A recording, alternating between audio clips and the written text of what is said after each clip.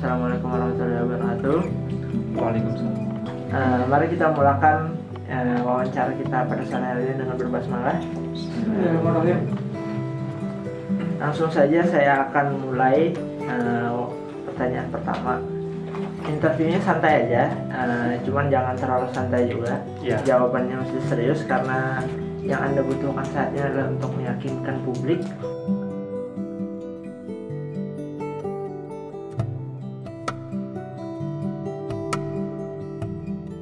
Silakan. Kalau menurut saya sendiri, karakter saya itu frontal, belak-belakan sama orang lain. Jadi ketika ada masalah, langsung ngomong face to face, langsung ya janji temu, langsung kita bicarain masalahnya, kenapa bisa dan gimana solusinya. Jadi langsung konkret aja itu. Orangnya benar-benar belak-belakan menurut saya sih. Selain itu ada sifat yang selain frontal nih, salah satu sifat karakter yang menggambarkan kamu lagi yang lain, misalkan ada nggak? Mungkin ramah, bisa ramah ke semua orang. Itu mungkin bisa jadi kelebihan dan juga bisa jadi bumerang juga buat saya sendiri. Nah, coba gambarkan karakter kamu dengan dalam 3 kata. Komitmen, tanggung jawab, action. Prospek akademik saya udah saya tulis di planning. Jadi prospek akademik saya karena saya tinggal di suatu lembaga Khairat gitu. Jadi di sana fokusnya dengan mempelajari Risalah Nur dan juga mempelajari Usman Leja dengan tulisan Arab Turki gitu.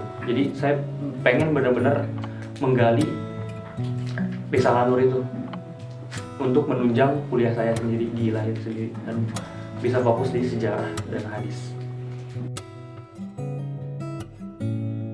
Dan kalau ditanya prioritas mana, akademi atau organisasi, jelas akademi karena itu udah amanah. Dan kalaupun di organisasi itu kan maksudnya baru aja dapat amanah, sedangkan di akademik itu udah dapat amanah terlebih dahulu dari orang tua dan itu harus diselesaikan dengan tepat waktu. Jadi masa ya mau menidihkan amanah yang udah duluan dan terus lebih memprioritaskan amanah yang baru dapat sekarang. Jadi seperti itu. Prioritasnya sih ada 3 sih. Tertib ibadah, tertib sekolah, sama tertib organisasi. Itu sih prinsip yang saya pegang.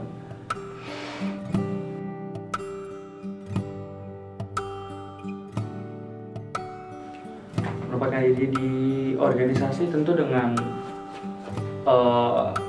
profesionalitas. Karena dengan profesionalitas kita bisa menjauhkan sekat-sekat dari orang itu, sekat-sekat yang bisa yang bisa diselesaikan. Tentu kalau misalnya ada masalah pribadi pun dengan asas profesionalitas itu kita bisa menyingkirkan dan melawan itu dengan mengesampingkan egoisme. Misalnya ada satu masalah pribadi, ya dengan profesionalitas itu kita sampingkan dan mau nggak mau karena udah ada amanah yang kita emban.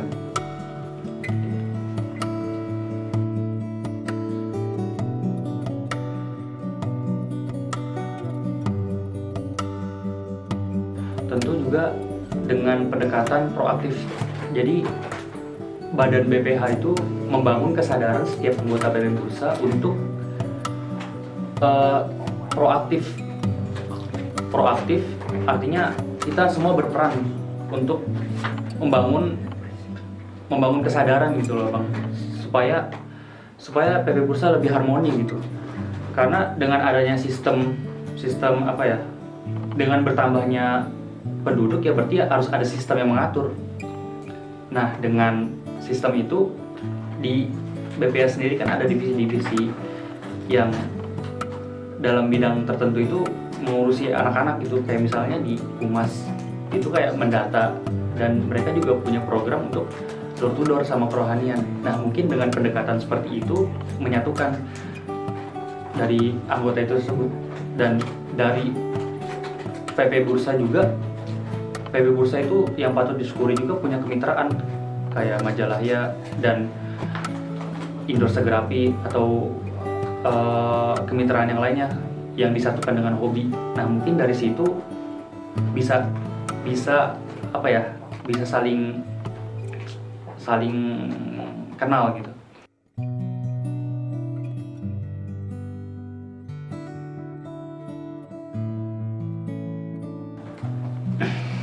Mungkin dibuatkan suatu program yang apa yang dia sering lakukan gitu di rumah. Mungkin misalnya kayak game online, ya buat aja turnamen game online. Game online kan nggak cuma satu orang, ada 10 atau nggak 5 orang bisa jadi satu tim, misalnya Mobile Legends. Nah, dengan itu dia berinteraksi, akhirnya dia mempunyai, siapa tahu dengan interaksi itu yang lainnya menyebarkan energi positif, sekalian juga membangun kesadaran. Akhirnya dia mempunyai gairah untuk ber-PPI seperti itu.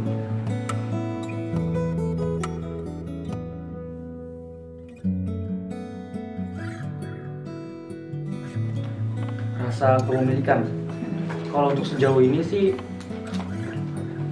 80% orang merasa memiliki PP Bursa. Karena menurut saya sih, karena sebagian orang-orang yang 20%-nya itu dia takut ber-PPI. Kenapa? Karena dalam akademiknya pun dia belum bisa menemukan bentuk penyelesaiannya itu loh. Bentuk penyelesaian dalam akademik, akhirnya merasa kalau ikut PPI bakal sibuk. Nganggapnya gitu, bakal sibuk dan akhirnya keteteran. Seperti itu. Mungkin ada sebagian bilangnya apatis gitu. Karena kalau apatis sendiri pun itu kan kebebasan dia ya. Dan itu prioritas dia sebagai orang yang mahasiswa Indonesia yang ada di Bursa, karena tujuannya belajar. Pertama, mungkin mengasingkan dari organisasi tersebut. Masalah prioritas aja sih itu. Dan tugas kita, menurut saya sih tugasnya dengan membangun kesadaran itu, mengenalkan kembali PP Bursa sesuai yang dia ada ADART, fungsinya apa, bentuknya seperti apa gitu. Kalau PP Bursa kalau orang-orang itu, kenapa PP Bursa ini kan rumah, menurut saya rumah, kenapa yang nggak dirancang aja untuk menjawab kebutuhan apa sih yang dibutuhkan dari mereka, seperti itu. Makanya dibuatkan program yang menarik dan menggembirakan. Saya tanya, dibutuhkan dari mereka atau dibutuhkan untuk mereka? Untuk mereka. Sorry.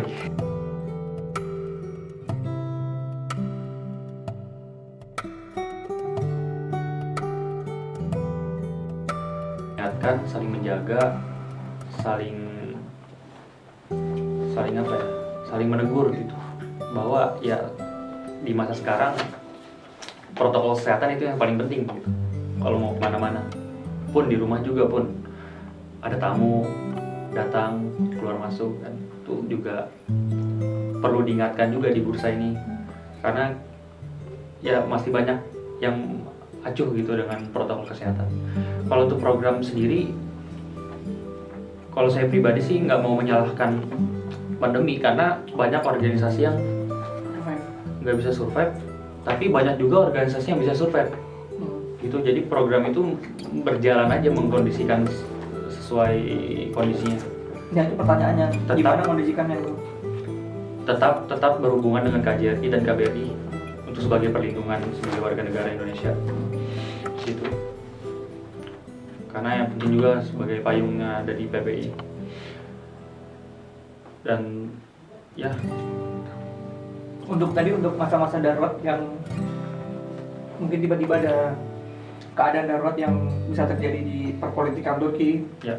Itu gimana tadi, selain dari koordinasi dengan KJRI, KBRI gitu kan, jaga keamanan? Mungkin disosialisasikan lagi juga untuk tidak terlalu ikut campur dengan urusan politik di sini, agar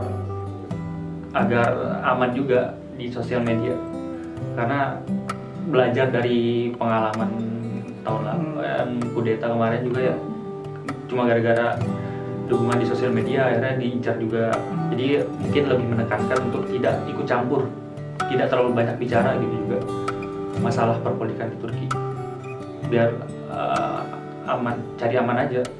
Berarti mengedukasi juga. Iya, teman-teman mengedukasi. ya, sebagai orang Indonesia yang baik. Dan tentu juga kan di BPH itu nggak apa ya, di BPH itu pasti orang-orang yang terpencar ya, di rumah mana, di rumah mana. Iya. Nah itu juga diingatkan dari internal sendiri untuk, wah rumah ini tolong dong diingatin, kamu tanggung jawab buat ngejaga teman-temanmu, seperti itu.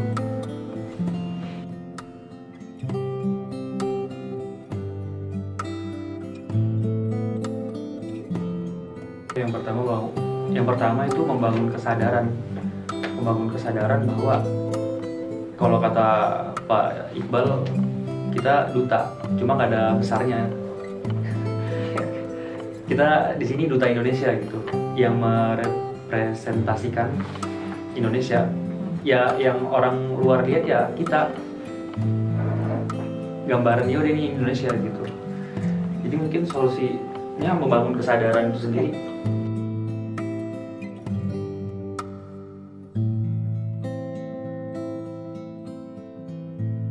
Langkah konkret menurut saya adalah dengan diadakannya latihan kepemimpinan. Jadi kayak sekolah kepemimpinan. Itu bukan hanya di awal, tapi ada stepnya.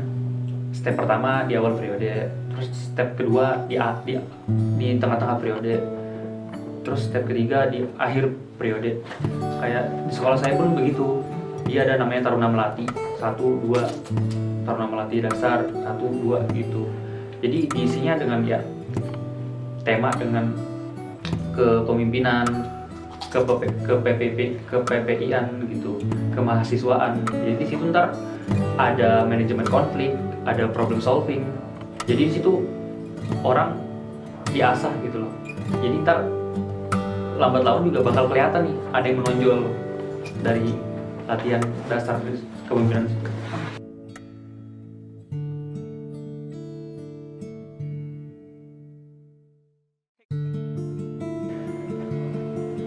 Sejauh ini sih kalau aku lihatnya karena ngerasa nggak sanggup aja, ngerasa nggak pantas buat mengemban ini di luar dari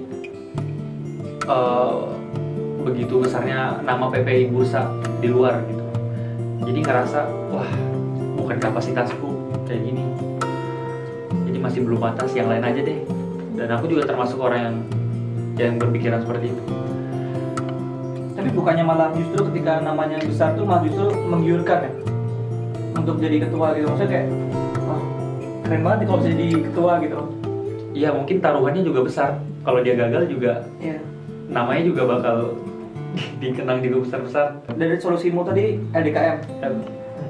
Maksudnya Ya, LDKM. latihan dasar kepemimpinan lah. Ya, dengan bertahap. Dengan bertahap. Oke, Bukan konsepnya sekali. bertahap gitu. Oke.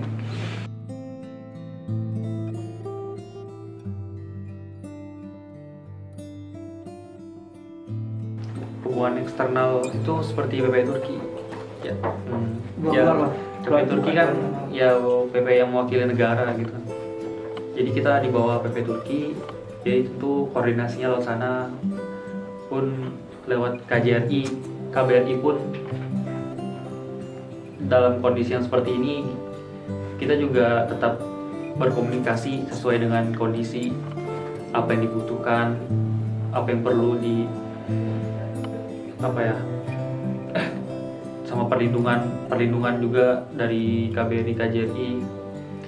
Dan masalah jejaring itu kayak ini ya, BBB gitu ya, tetap mengfungsikan fungsi humas sebagai sebagai orang-orang yang proaktif untuk membangun hubungan. Tapi juga bukan hanya humas, mereka juga bisa mengajak orang luar dari BPH itu sendiri agar ya ada egaliter gitu,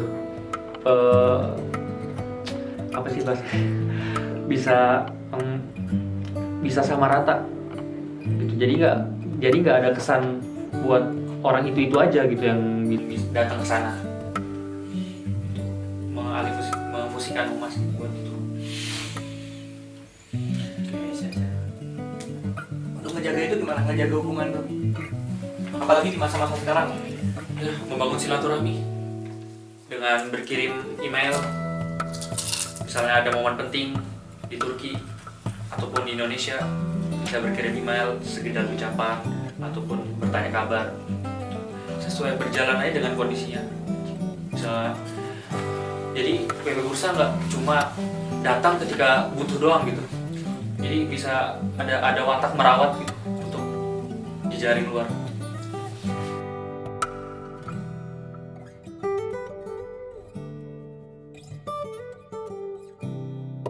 Disebutkan Iya. ke Merinos, PBB namanya, AKM Gorkle Gensik Merkezi, Gelinler,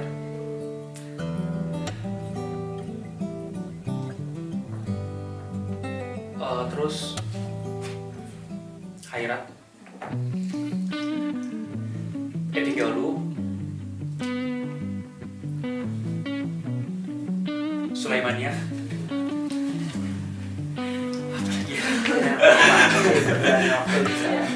Terus nanti kalau misalnya ini nih kedepannya ya masih ada beberapa lagi di sini, ada kayak rencana ini nggak sama-sama sama teman-teman juga membangun jaringan-jaringan baru lagi yang ada dengan yang ada di Turki gitu.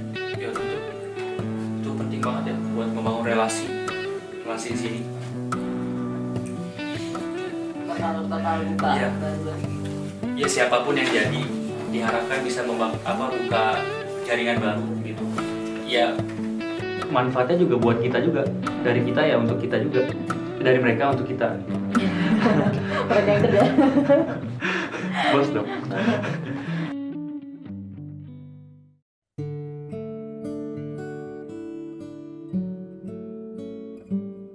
Itu bagian dari dinamika organisasi, karena kita sadar dan udah sadar dari awal bahwa wah ini pandemi nggak bisa nih kita jalankan program outdoor yang sifatnya di luar, akhirnya mengkondisikan sesuai kondisinya, dan sebagian program juga bisa survive di situ. Dan memang kayak program, kalau aku sendiri ya di divisiku kayak seperti program buka bersama puasa itu kayak nggak mungkin, dan itu bisa seperti 30-40 orang gitu kan, dia itu dibatalkan. Akhirnya untuk menghadapi yang seperti ini ya itu menjawab tantangan kebutuhan dari PP Bursa sendiri, apa sih yang dibutuhin, dan juga dari asas kebermanfaatannya sama kondisinya. Kalau kondisinya COVID kayak gini ya mau gimana lagi, nggak bisa kita kumpul kerumunan, di luar juga nggak bisa terlalu banyak, itu kan susah pertanyaannya. Nah tapi soalnya kamu udah berkecimpung langsung juga tuh Iya. dalam satu tahun Ada ini gitu. Ya kalau kalau di divisiku sih itu langsung ngumpulin anak-anak, kita mau gimana nih, kita nggak bisa begini, jadi solusinya online, diubah dari offline ke online. Nah, itu sih sesederhana itu.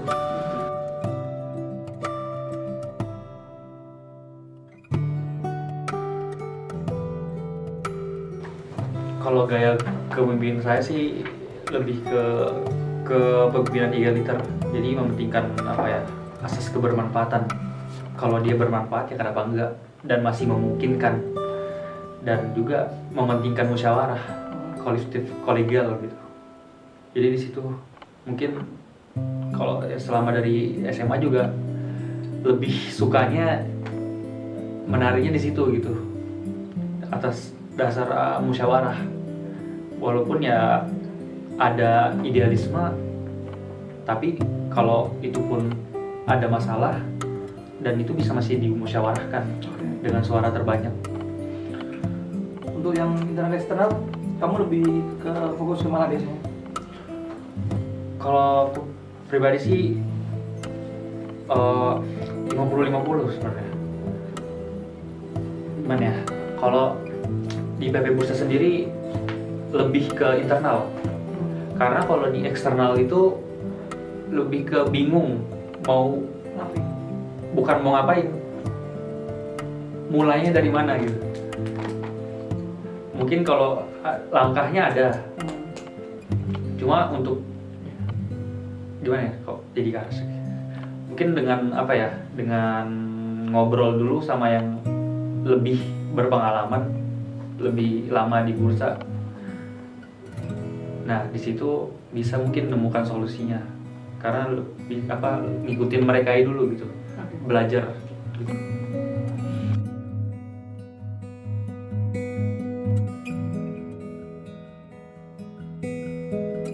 Titik tengahnya karena saya melihatnya PB Bursa ini berlandaskan dengan maksudnya apa ya, dengan kekeluargaan gitu, adanya PB Bursa dengan kekeluargaan gitu, karena juga kan perhimpunan pelajar Indonesia. Nah misalnya dengan kekeluargaan itu, misalnya ketika ada masalah ya dibatasi dengan profesionalitas. Gimana maksudnya? Ya misalnya ada masalah nggak bisa diselesaikan dengan kekeluargaan, akhirnya dengan sekat-sekat profesionalitas itu bisa diselesaikan, menyampingkan perasaan gitu. Berarti apa, konotasi keluarga itu lebih kepada pendekatan perasaan ya? Ganti Bukan. apa tadi gitu, maksudnya dia tuh gini loh, maksudnya kalau misalkan ada masalah tuh pendekatannya belum melalui profesionalitasan gitu. Misalnya Iya, ini karena ada proker nih, nggak ada nih masalah proker nih, masalah cuma gara-gara Berarti permasalahan iya. organisasi. Tapi kalau untuk dalam PPI itu sendiri kan iya. ya walaupun ada sentimen, walaupun ada masalah antar divisi, maksudnya di dalam divisi.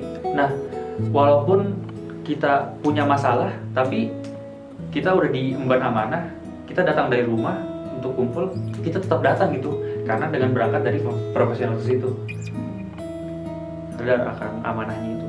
kalau posisi keluarganya diterapinnya di mana?